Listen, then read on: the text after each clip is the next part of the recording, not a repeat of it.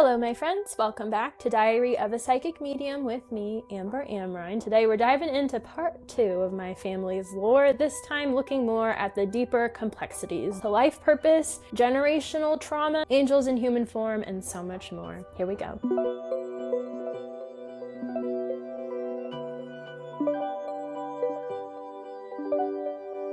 All right, so we're going to be diving into a few different topics today. I'm so excited to do so. Before we start, friendly reminder, next week is our monthly Mystic Mail episode where I answer all of your questions about literally anything. If you've got a question, feel free to send me a DM on Instagram at Channel with Amber. If you're listening on Spotify podcasts, leave a comment. If you're listening on Apple Podcasts, leave a review with your question and we'll dive in.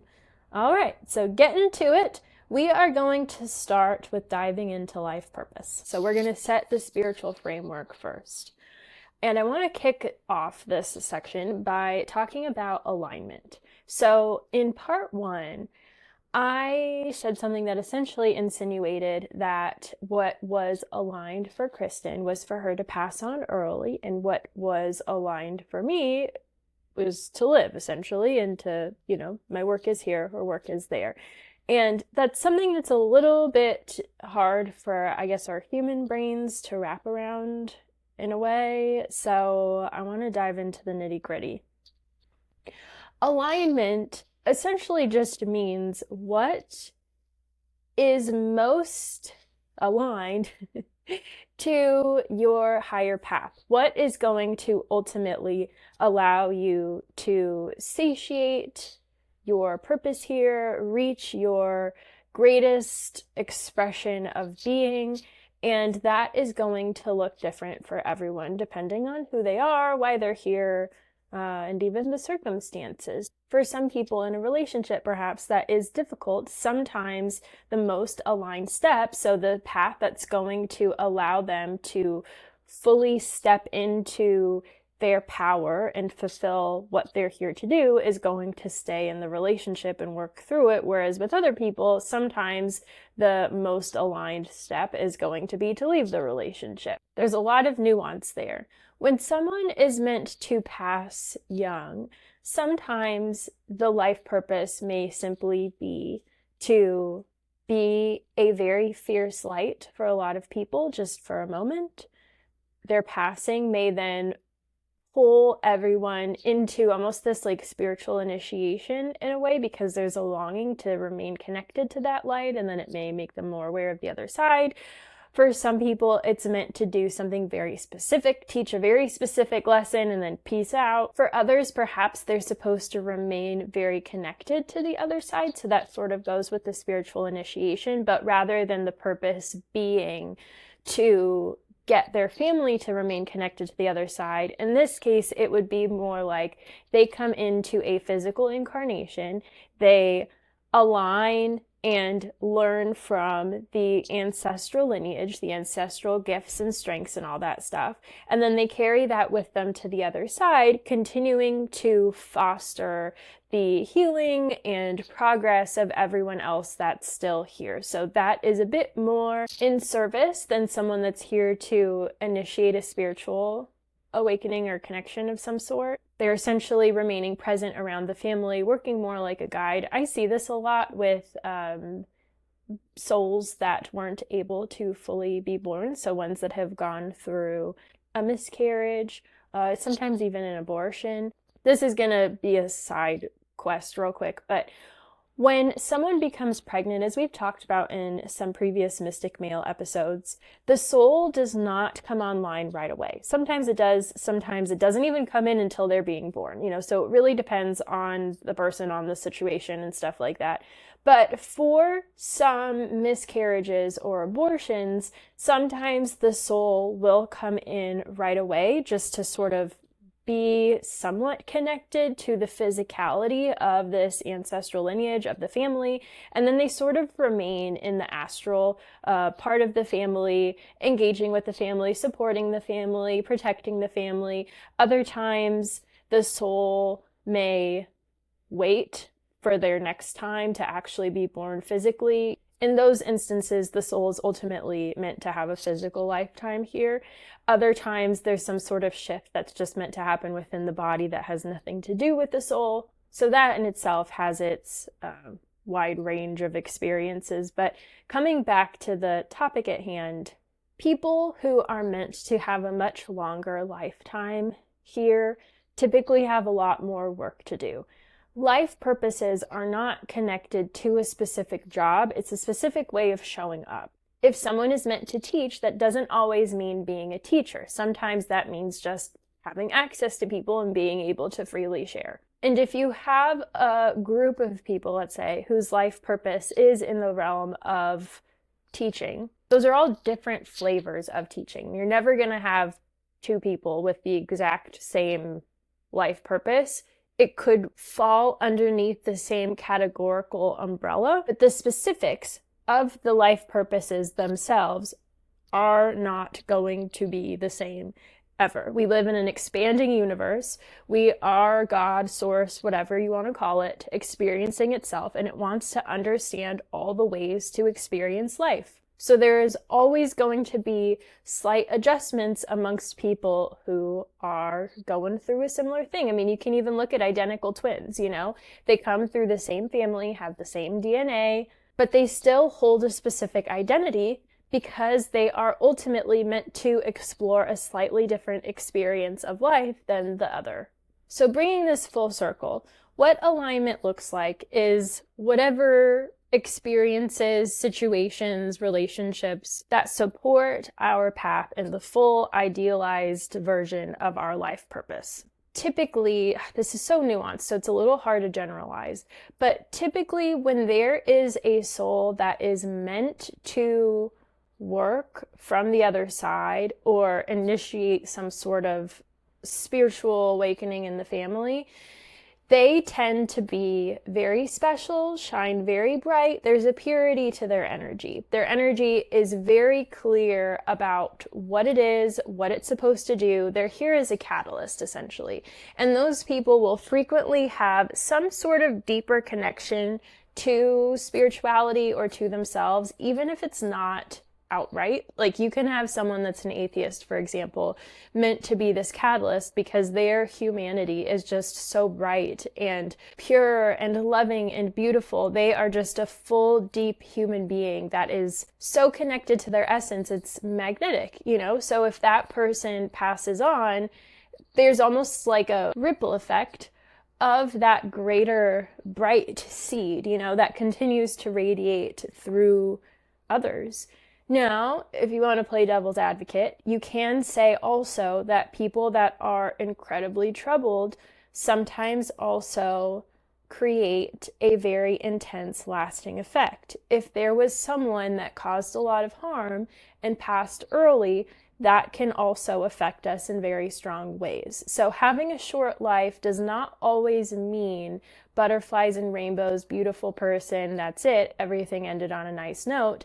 Sometimes there is leftover business, unhealed wounds, trauma, perhaps from the passing, or they were not a good person and caused harm on other people, and now the other people are sort of dealing with that trauma. We tend to learn the most when we are uncomfortable.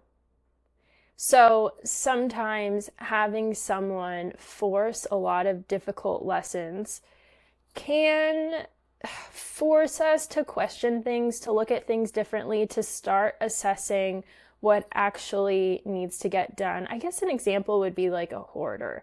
If you are in a family line that hoards, and you have the same urges or whatever you want to call it, and all of a sudden a tornado comes through your town and completely desecrates your home, okay? That's something very traumatic, but it also forces you to change your relationship with physical items in a very confrontational way that just jars you to the core and it leaves you changed.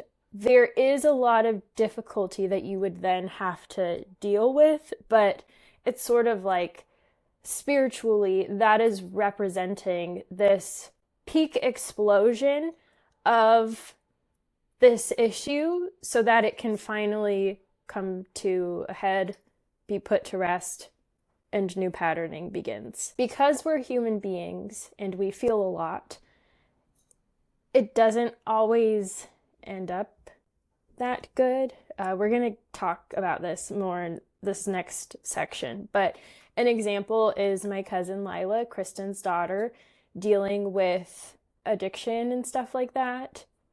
That's not the optimal way forward. It's understandable, but sometimes it takes a few generations for some deeper traumas and struggles to finally get fully processed out of the bloodline. When someone is meant to have a short lifetime here, sort of come in, get the job done, and leave, they don't always know that. I don't want to romanticize the sense of like these special people coming in here for, a magical period and then leaving, because it's very traumatizing. They don't always know. Some do, some don't. Again, it sort of depends on the contracts, on the circumstances. There's so much that goes into it because every case is meant to be unique. If it supports their life purpose and their journey towards fulfilling what they're here to fulfill, sure, they might know about it, but if it's not, they're not going to. So shifting now into the ripple effects in family lines, we're going to look now at the family system and what happens, after these souls pass early. So specifically in my family, this would be like Kristen's role, why she meant to die early, why Lila's dad was meant to die early, why the addiction happened, why we're processing things the way they are, just the greater understanding of what's going on. So Kristen's passing was very clearly a catalyst. My grandparents were born in a different time. The world was a lot more aggressive. Parenting was a lot more abusive. Schooling even was a lot more abusive. Just everything was very intense. My dad, putting aside all that they went through with his stroke and everything, when he and his siblings were kids, my grandparents were very harsh. They went to extreme measures when they would discipline them. Hearing him say certain things, it just sort of blows my mind how certain things were okay, but unfortunately it was a different time and that was the norm. I don't want to get into it because I don't want to demonize anybody, because it was just a different time. We have all learned and grown and evolved from then, but there was a lot of taking out on the kids or manipulation, a lot of fight, a lot of aggression, and no real way to let it out. So, it kind of comes out at other people. My dad is incredibly sensitive in not all regards, emotionally and spiritually. Physically, he is very hard, but emotionally and spiritually, he's very sensitive. Kristen, from my understanding, was not very emotionally sensitive. She felt very strong-headed, but like very sure of herself, very confident.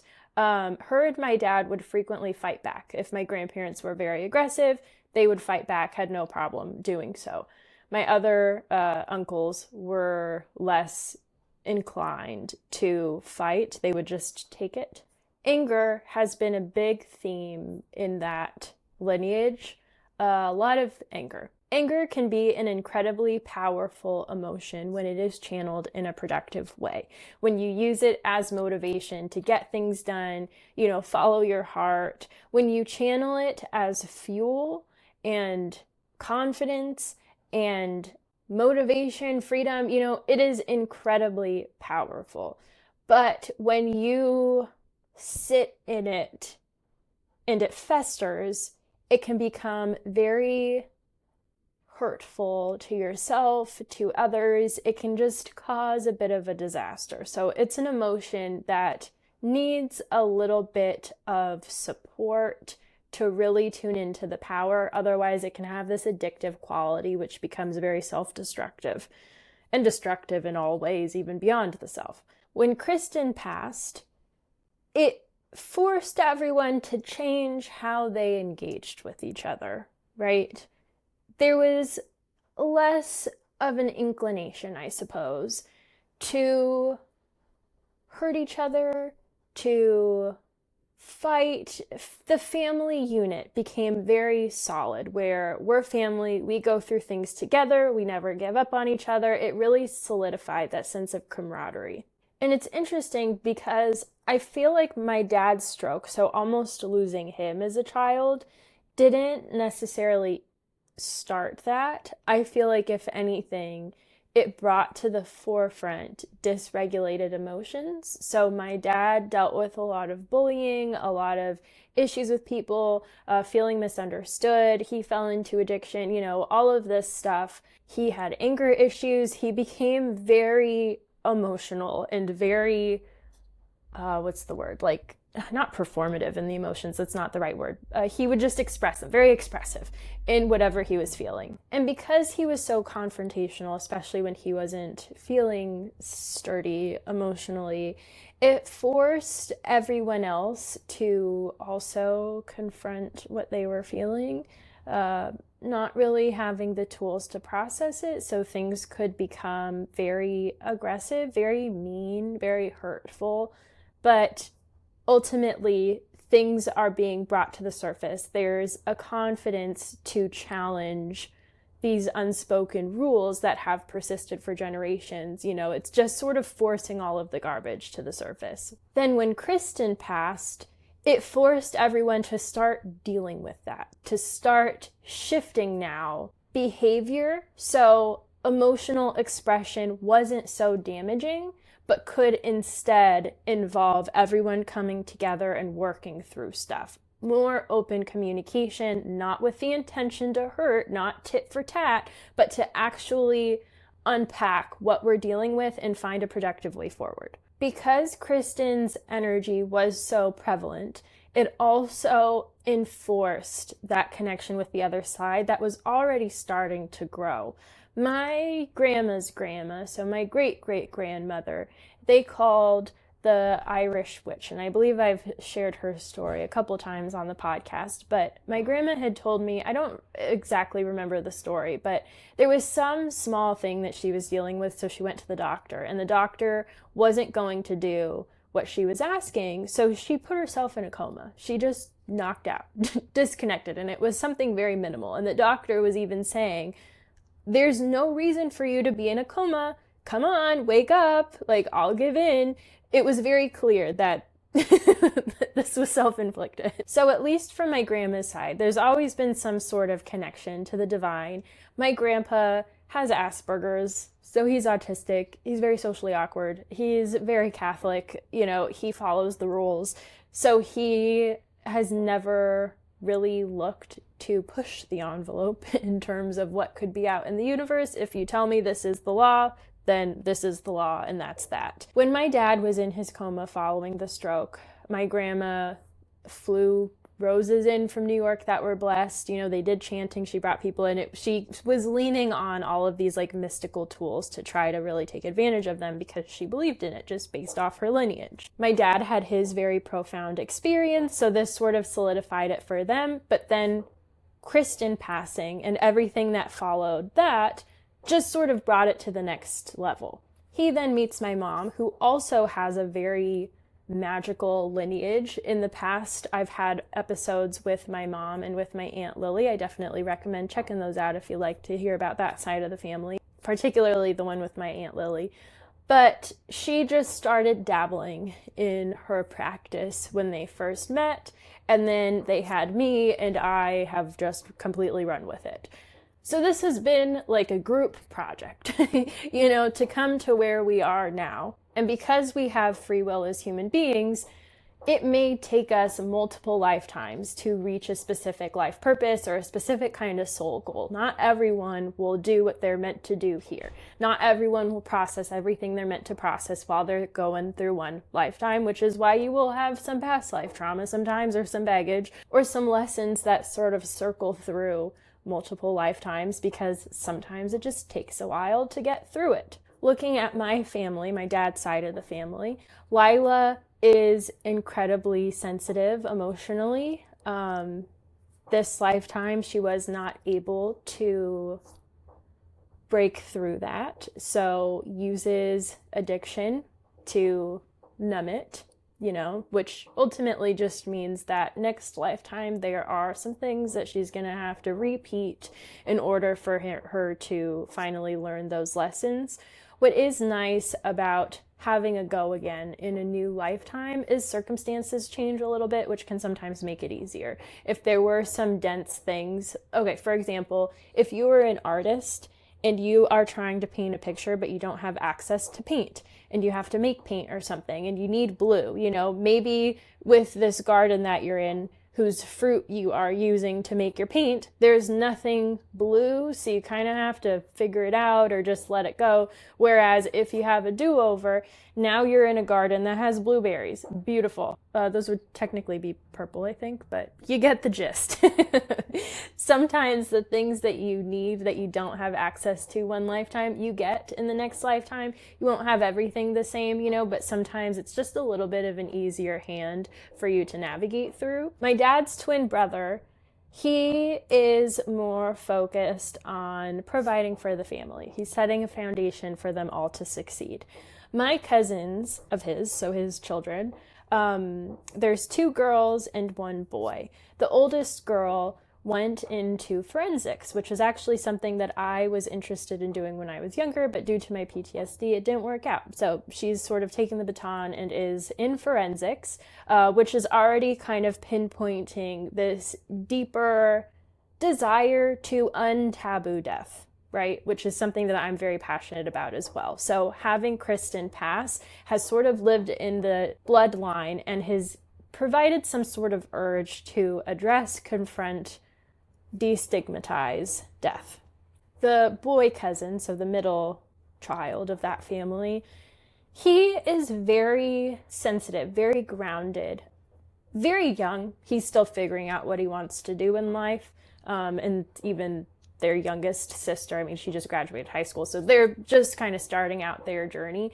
But their energy, all in all, is very, especially her, she's very fearless and motivated, determined, not afraid to move against the status quo. Whereas the boy cousin, he is a lot more sensitive, present, sort of what my dad has, but a lot more in control, where he is definitely a safe person. He's someone that I've always resonated since I was young. I feel like of all my cousins, he's the one that I just connected with best of all. And in so many ways, he reminds me of my dad, but a more like refined, I guess I feel bad using that word, a more refined, calm, controlled, collected version of my dad. My dad lives loud, is loud. He's a little crazy. He pushes the envelope as much as he can. My cousin doesn't do that. But there's this deeper sensitivity that's sort of pushed through them. That family is Christian, so they're pretty connected to their faith. So the way that the energy has manifested in them is a little bit more applied, I guess, to the human experience. My other uncle, so their youngest brother, my dad's youngest brother, has no children. He is married and has stepchildren, but that's about that. What's interesting about this is looking at the grandkids now. So me and my cousins. Lila, Kristen's daughter, had a collapsed lung due to smoking too much when she was, I think, 18 or 19 or something like that. She, unfortunately, is still struggling with addiction. She has never had an opportunity to live a fully independent life as a result. She can't have children just because of her body, and she just, sort of just is kind of floating. So that bloodline ends there. Looking at my line, I'm not sure if I will have children. I've always had a fear of giving birth, and I actually had a dream about it the other day. So it's just kind of, I'm not sure. I feel like for me, I'm just open to wherever the universe wants to take me. All I know is I feel like all human beings are my children. So I feel very motherly as a human being, even if one is not meant to be brought through the womb. And honestly, seeing the ripple effect that Kristen has had on everyone, it's even affirmed to me that you don't need to physically birth a child in order for your essence to live on, because again, there's a lot of her in me, and she is not my mother. Sure, we share a bloodline, but she even moved into my dad, who then moved into me, and like, who knows? Maybe she moves into somebody's child that I become close with and care for. Who knows? I'm open for the journey and how things want to manifest. Looking at my other cousins now, my dad's twin brothers' children, again, they're all very young. Will they have kids? We'll see. My bloodline on either side is very strong, but with bloodlines, they persist until they've done what they need to for the collective. So perhaps that specific kind of strength is done, and that's it. There's still time for people to have more children, so we'll see. But it could also be that our essence is meant to live on more through what we do and how we affect people. Especially for me and for my direct bloodline, I feel like at this point I've opened up more of the weird brain bendy kind of concepts of the universe, that I don't feel afraid of the bloodline dying, because I don't feel like it's going anywhere. It's still here. It's being infused into my work through everybody listening, and you know what I'm saying? Like, nothing ends here. And I feel like perhaps that's the whole point, and is the bloodline coming full circle, but yeah, we'll see. Getting now a little deeper into the, I guess, like physical aspects of this. As I mentioned, when there's a big trauma to a bloodline, it can take multiple generations to process it through. Trauma lives in our system.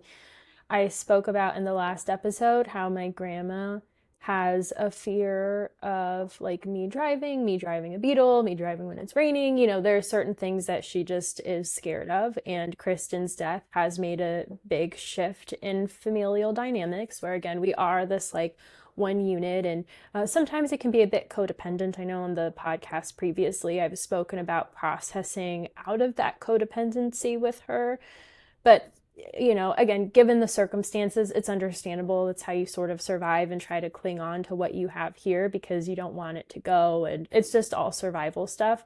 And then for me, this sort of came into me and echoed as me correlating apologizing with preparing to die, and just has sort of made me question my own morality and face death, to its face and all these things.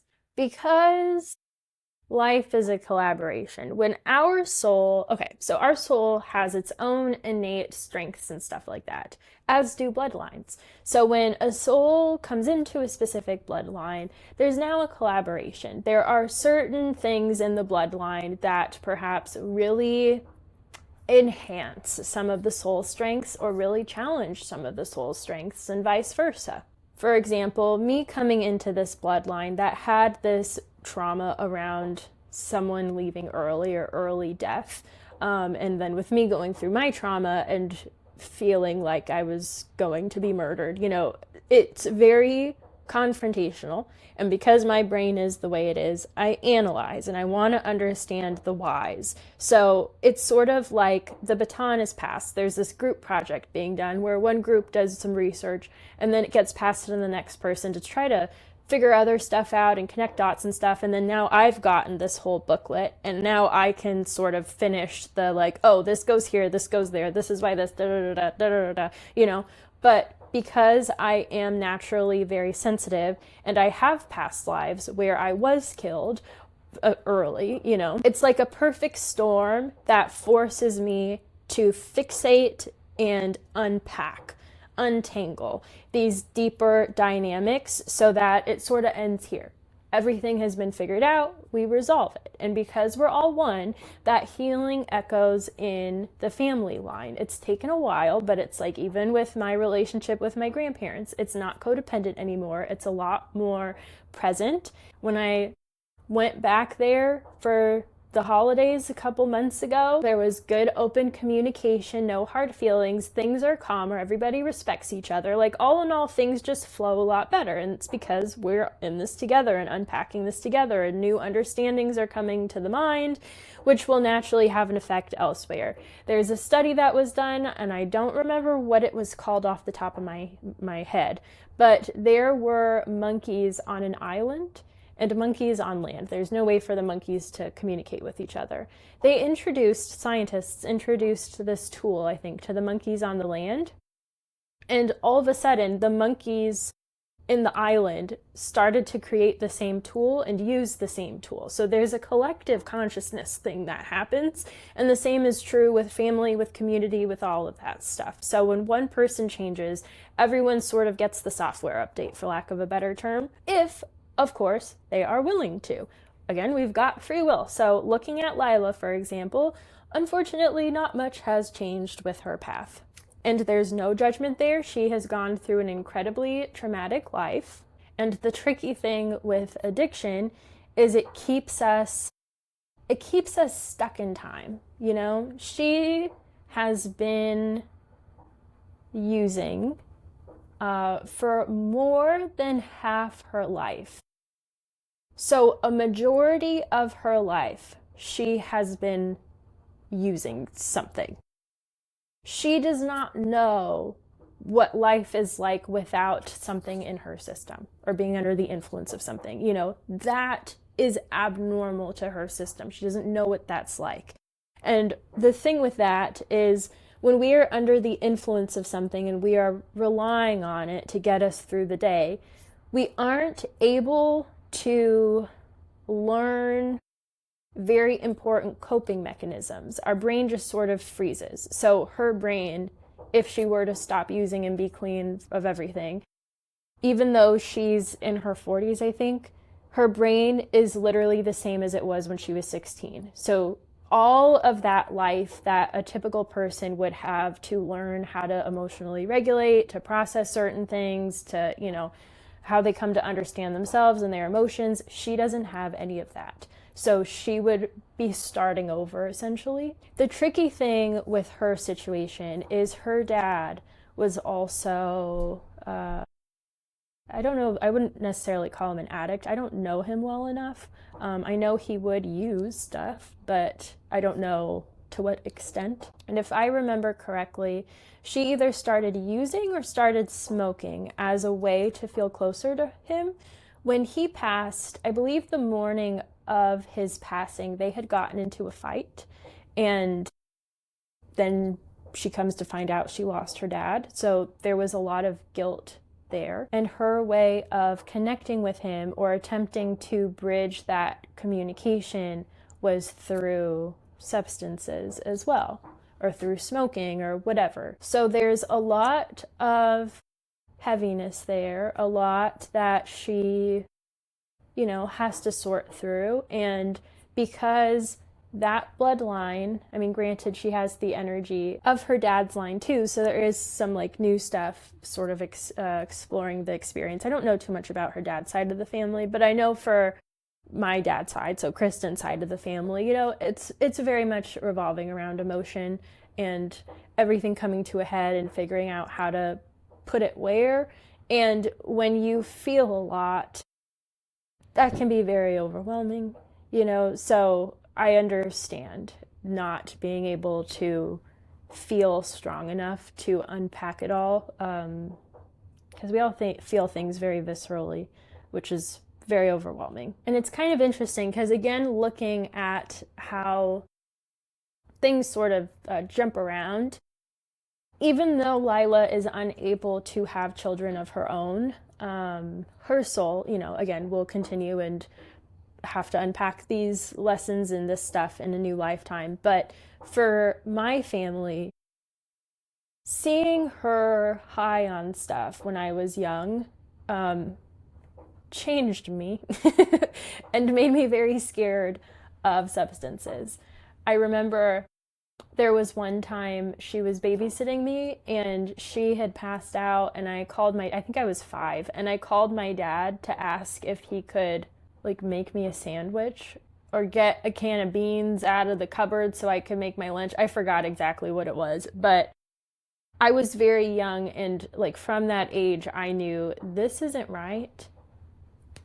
I can't take care of myself, so I need to like lean on other people. So that may not be a good route for me. Again, I've always been very analytical. So it forced me to question why addiction happens, how to have compassion for those people, but also understand the greater effects that has. For most of my life, for a period when Lila's addiction was really bad, we weren't sure if she was going to make it another month, till Christmas, to the next year. We had no idea, which is a very strange place to be. And I know people that have addicts in the family can sort of relate to this, but it just makes you see life differently. And I feel like, if anything, it again encouraged me to destigmatize certain things and see things for what they are. We're all these whole souls, but we go through some stuff, and sometimes it's hard, and we don't know how to cope, or we don't feel strong enough to, or we don't have the tools or whatever, and that just is how it is. And it doesn't make anyone less than someone else. It's forced me to have compassion for these situations, which is important in my line of work and in me helping people heal. I can't speak for my other cousins. I'm not sure exactly how it has affected them, but I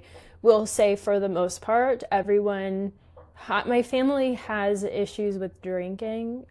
That's one thing that I'm kind of the black sheep for. I don't drink at all, and I don't smoke anything. I don't take anything. I don't do anything. So my dad's twin brother's kids all drink, but not excessively. It's very controlled.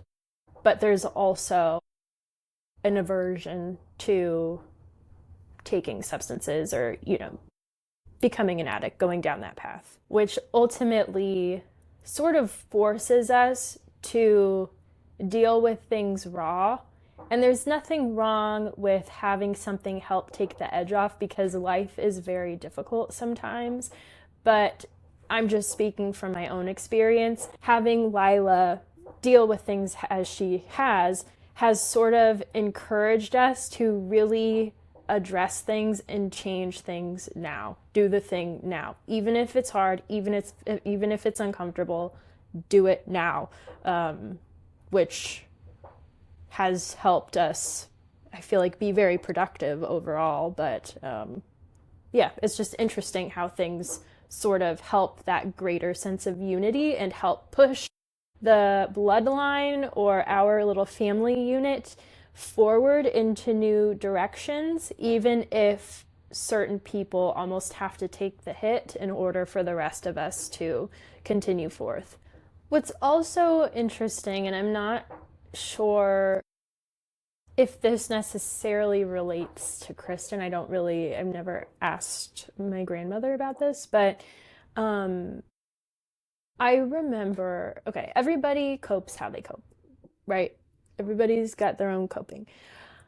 When we told my grandmother that I was sexually abused, I remember her saying that she feels bad. She's like, I feel so sad for your uncle that he would do something like that. Or like, I don't remember exactly what she said. And that felt weird for me, because it was like, girl, I thought I was gonna die. Why? What? Why do you feel sad for him? Obviously, as I've gotten older, I've come to view her perspective differently.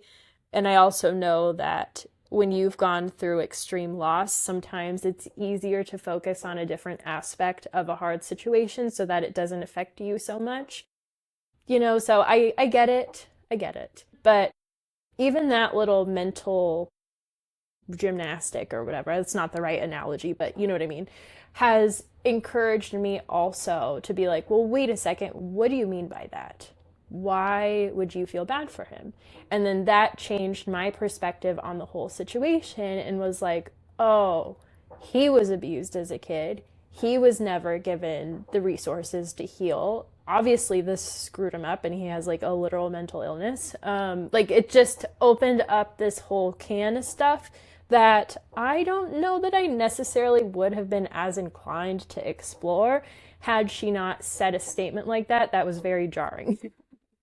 So even in these minuscule ways, there are so many shifts that just keep enforcing this sense of unity and us all learning with each other and through each other. And we're going to now end with our final little bit, bringing things full circle, bringing some awareness to the meaning and mystery.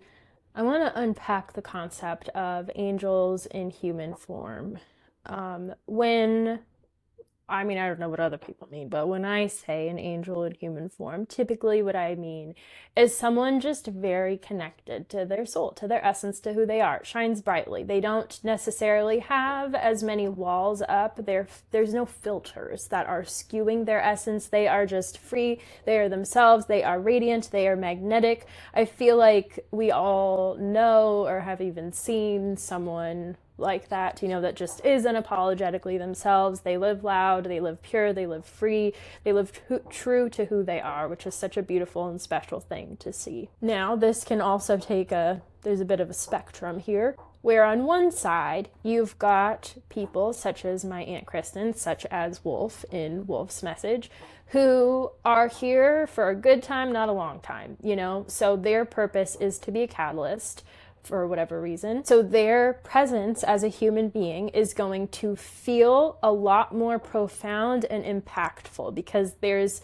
more connection to their soul. They are radiating life force. They are radiating out their magic always, which is so intoxicating because it pulls that out of you too. They feel so much more connected to the divine. They feel divine because that's what they're here to do. They're here to be a catalyst for that into greater awareness. So it just leaks out of their pores, and it's this incredible thing to witness. So you've got those people who are just greater expressions of their soul, their divinity.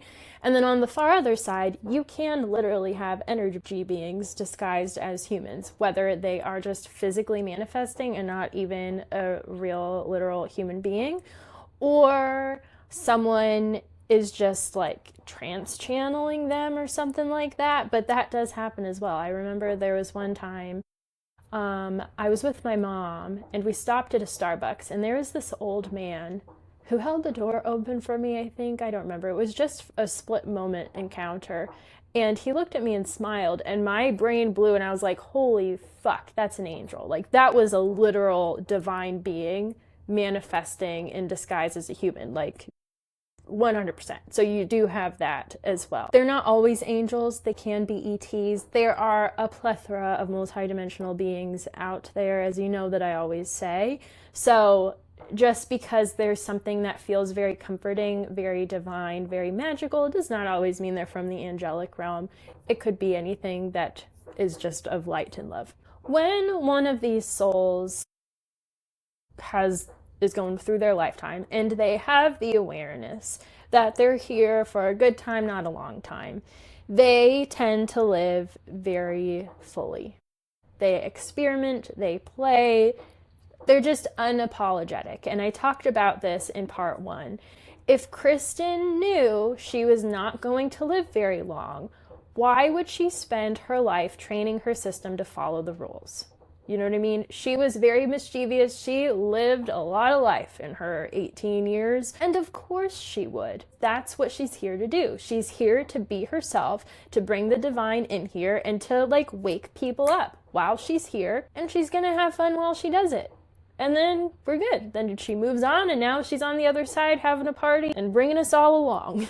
Again, I don't want to romanticize this kind of situation because it's very traumatizing, but I think it's also beneficial to highlight the beauty and the magic, that also comes with such a intense experience.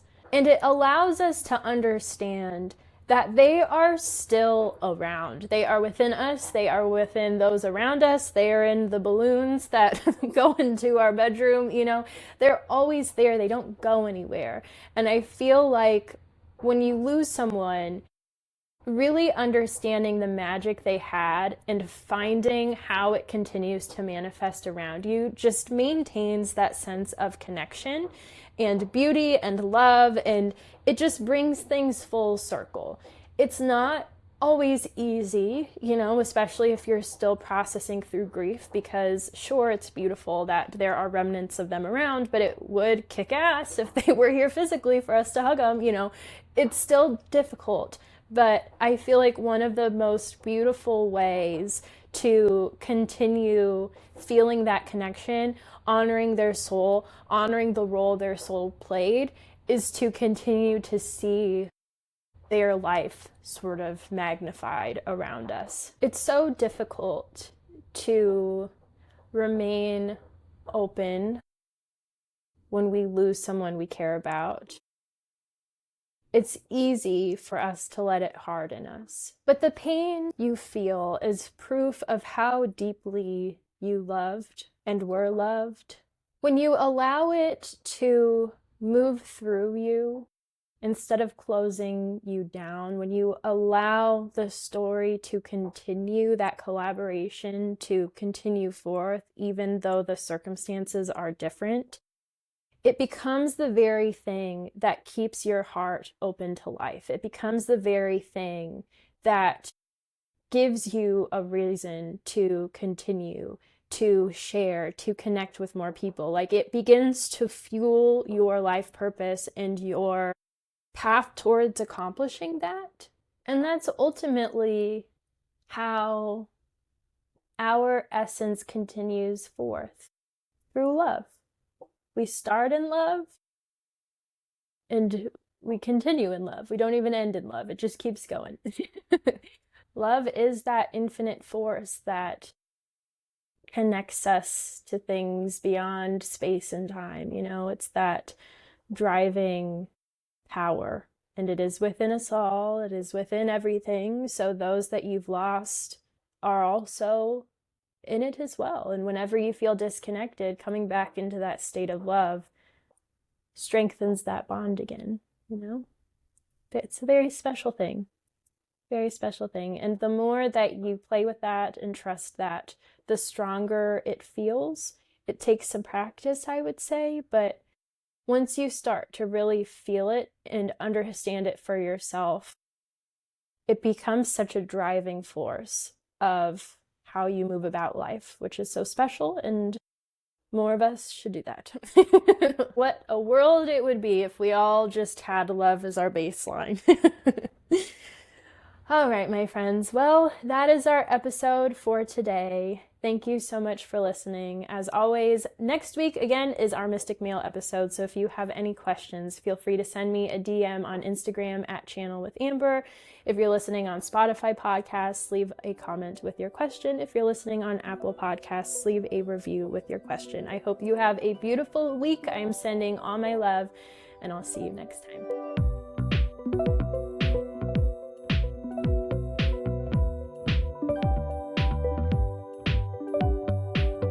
Thank you so much for listening to Diary of a Psychic Medium with me, Amber Amrine. To learn more about me, book a session, learn about my mentorship program, all that good stuff, you can visit channelwithamber.com. Follow me on Instagram at channelwithamber. Special thank you to Unicorn Heads for my theme song, A Mystical Experience. I'll see you next time.